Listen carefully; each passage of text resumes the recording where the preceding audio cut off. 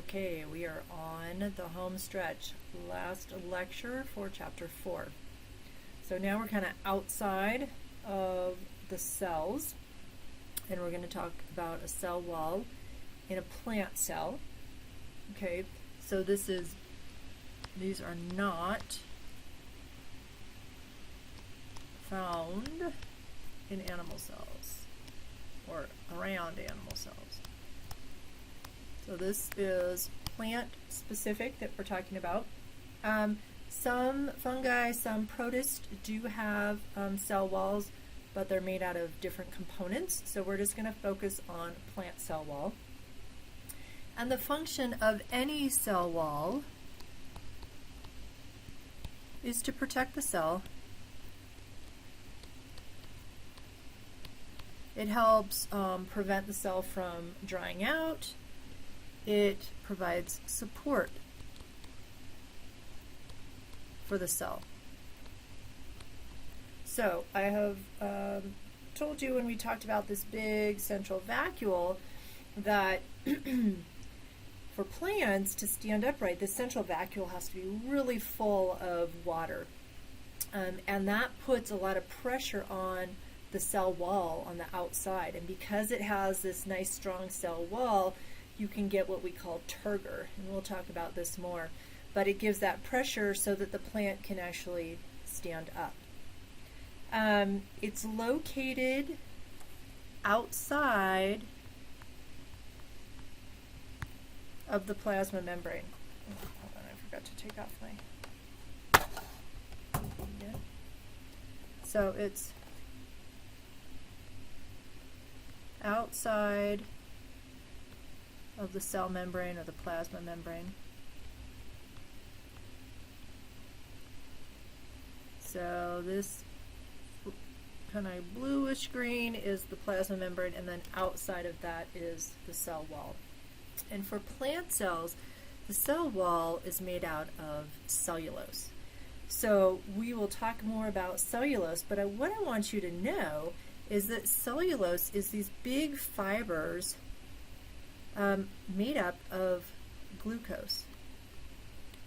And whenever you see an OSE ending, we're talking about a carbohydrate. Glucose is a type of sugar. And what's really interesting is that we don't have the enzymes to cleave these chemical bonds between all these glucose and release that sugar energy. So we can eat celery and lettuce and plants like that without very many calories because we're not accessing any of that sugar. And it took me a while to understand how my sweet little guinea pigs and cute little things like hippos can get so fat eating vegetables, right? Well, they have bacteria in their guts with the enzymes that can break down all of that cellulose, so all of that cell wall, and they get all the sugars from it. So that's how they can increase and get really big and lots of calories from something like lettuce and celery, and things that we don't get calories from because they are able to release all of this sugar. So that's plant cell walls. Prokaryotes also have cell walls, and they have the same function: support and prevents from drying out and protects the cell. Prokaryotes have a different component for their cell wall, and it's this word called peptidoglycan. I just love saying that. And peptidoglycan means that it is protein plus sugar. So it's a different component than cellulose. Different types of prokaryotes, general types are called gram-positive and gram-negative. You don't need to know this. This is stuff you'd learn in micro. But they have different types of cell walls. So again, you have the plasma membrane. So the cell is here, the cytoplasm. That's why I should put cytoplasm. So they still have cell membrane. Okay? And then gram-positive bacteria have this thick layer of peptidoglycan. And gram-negative bacteria have a really thin layer of their cell wall, and then they actually have a second outer membrane. And just what I think is interesting about this is you actually need to know if you have a bacterial infection, what type. Do you have a gram-positive or a gram-negative type of bacteria? Because different antibiotics work on different cell wall components, right? So some antibiotics that work on gram-positive don't work on gram-negative and vice versa. And this image over here is just showing you a gram stain, gram-positive bacteria stain purple. They hold all the stain in their peptidoglycan, and gram-negatives actually lose the stain and we counter stain in pink. So again, the reason I give you guided notes is I like to give you extra information, but what you need to know is the information in those guided notes. So you don't have to know the difference between gram-positive and gram-negative. Just know that cell walls in prokaryotes are made of this peptidoglycan. Okay, we have a couple more organelles, and the first one is chloroplasts. So chloroplasts are found in photosynthesizing eukaryotes. So this is a eukaryotic, right, because it's an organelle. The function of chloroplasts is photosynthesis, and the function of photosynthesis is to make food for the organism or the cell.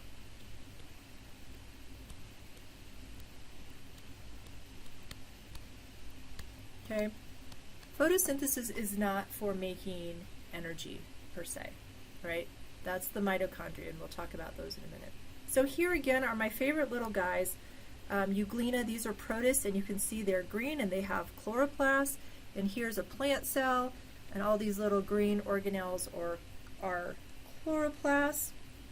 The pigment that gives it that green color is called chlorophyll. So keep those terms straight.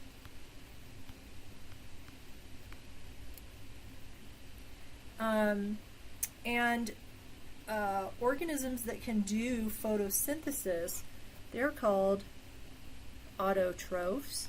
And we'll talk more about this when we talk about photosynthesis. They're self-feeding. They can make their own food. So that's pretty cool. There are some bacteria that do photosynthesis, but remember, bacteria don't have organelles, so they don't have chloroplasts. So they do it a different way. So the structure of a chloroplast. Chloroplasts have two membranes. You can see an outer membrane and an inner membrane. And then they also have these stacks of discs.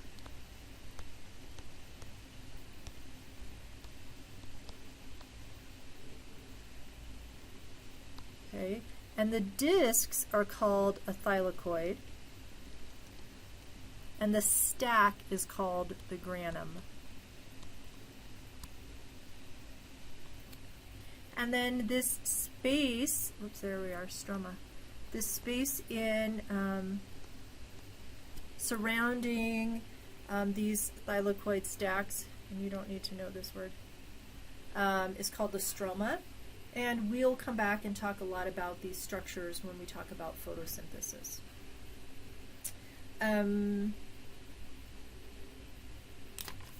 These are electron micrographs of chloroplasts, and I like this one. You can kind of see all these stacks of thylakoids, and they're connected. They actually share this space. This is where the light reactions happen for photosynthesis, and in the stroma is where the dark reactions or the Kelvin cycle happens. And then here you can also see these really cool chloroplasts. Okay, so chloroplasts found in plant cells and some protists for photosynthesis, for making food. Mitochondria are found in all eukaryotes.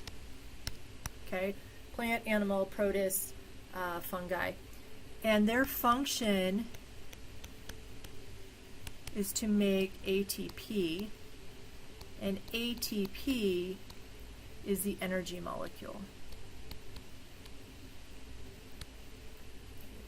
And the process of making ATP is called cellular respiration. And we will spend a whole week on this. But what I want you to know right now is this is happening in the mitochondria. And the structure of the mitochondria, it also has two membranes.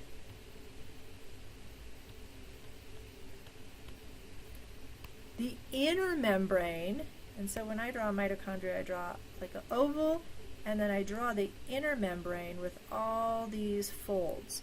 So the inner membrane has a bunch of folds, which are called cristae. And oh, that name is not on here. So all of these folds on the membrane. The space way inside here is called the matrix. And again, these terms will be super important when we talk about cellular respiration. So even though plants and some protists can make their own food, they can't make enough ATP through photosynthesis, so they have to have mitochondria. Okay, favorite exam question: do plants have mitochondria? And students are like, no, they have chloroplasts, so they can make their own food and energy. And it's like, no. Okay, so all eukaryotes, mitochondria. You might notice that this says DNA and ribosomes. So in fact, mitochondria have DNA, their own DNA, and their own ribosomes. Actually, so do chloroplasts. So chloroplasts have their own DNA, and they also have ribosomes. And that leads us to this idea of semi-autonomous organelles. So mitochondria and chloroplasts can make their own proteins. Okay?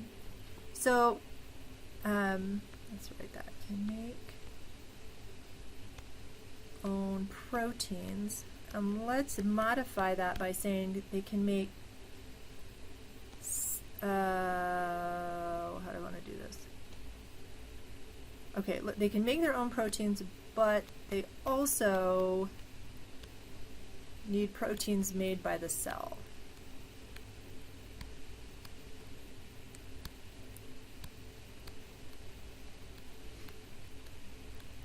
Okay, so they're semi-autonomous. Autonomous means auto means self. Autonomous means you can hang out, live by yourself. They kind of can. Like they make some of their own, but they're still dependent on the cell and DNA in the nucleus and transcription and translation that happens in the nucleus and cytoplasm.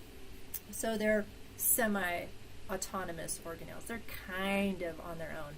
But you cannot pull out a mitochondria or a chloroplast and it can't function by itself. It can't replicate and do that. It still needs help from the cell. And likewise, if you remove the mitochondria from a cell, the cell would die. It can't produce its own energy. So they have this what we call symbiotic relationship where they have to work together for everything to function. And that leads us to this idea of endosymbiosis. So endo, you've seen, means inside. Symbiosis means mutually beneficial. And so this is where we think mitochondria and chloroplasts came from. We think that there was a prokaryotic cell way long time ago, They got bigger and bigger, and the membrane, plasma membrane, kept folding in and started forming the nucleus and the nuclear envelope and the endoplasmic reticulum. Then that cell engulfed, so took in what we call an aerobic heterotrophic prokaryote. Okay, so what that means is aerobic means it needs oxygen.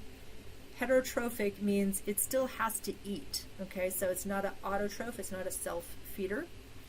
But what happened with this cell is it took in this little prokaryote, and that became the mitochondria. So instead of digesting it like with a lysosome, they decided to hang out together and live happily ever after. Likewise, chloroplasts, we think, were once photosynthetic prokaryotes. They were again taken in by cells that were going to evolve into plant cells, and were able to provide food source based on sun energy for this eukaryotic cell. And so we think that this is where we got our animal and plant cells by this theory of endosymbiosis. So what that means is that we believe that mitochondria and chloroplasts were once free-living prokaryotes. Okay? And that they were taken inside and lived happily ever after with that larger cell. Why do we think this? Okay, what's the evidence? Okay, one is that these mitochondria and chloroplasts have a double membrane. So we think that the inner membrane was once the prokaryotic membrane, and then the outer membrane was from taking this cell into the future eukaryotic cell. The second is that they are about the same size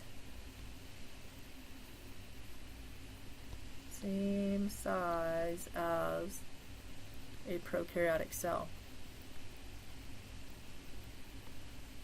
So if you flip back to where the first lecture we talked about size of cells, you'll see that prokaryotes and mitochondria are very similar in size. The other bit of evidence is that mitochondria and chloroplasts have circular DNA. And remember, we talked about eukaryotes have linear chromosomes, prokaryotes have circular chromosomes. And the fourth bit of evidence, or can I write this? The fourth bit of evidence is that the ribosomes found in the mitochondria and chloroplasts look very similar in structure to prokaryotic. So remember, we talked earlier about ribosomes being in all cells, but they have slightly different structures between eukaryotic and prokaryotic. So the ribosomes in mitochondria and chloroplasts are more like prokaryotic ribosomes.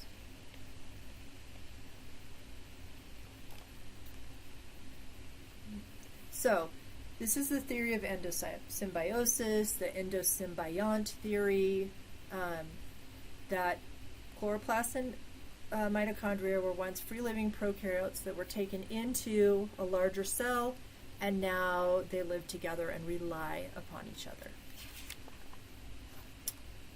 Okay, a couple more slides.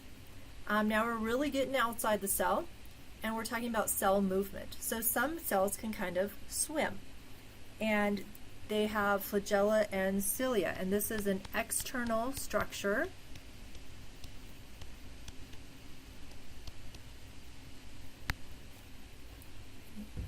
And they're both for forms of movement.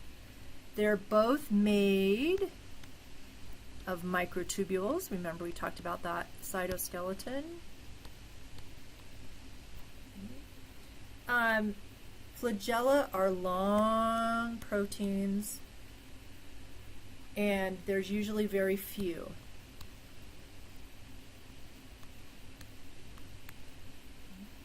Cilia are short, and there's usually many. Usually they cover the entire cell surface.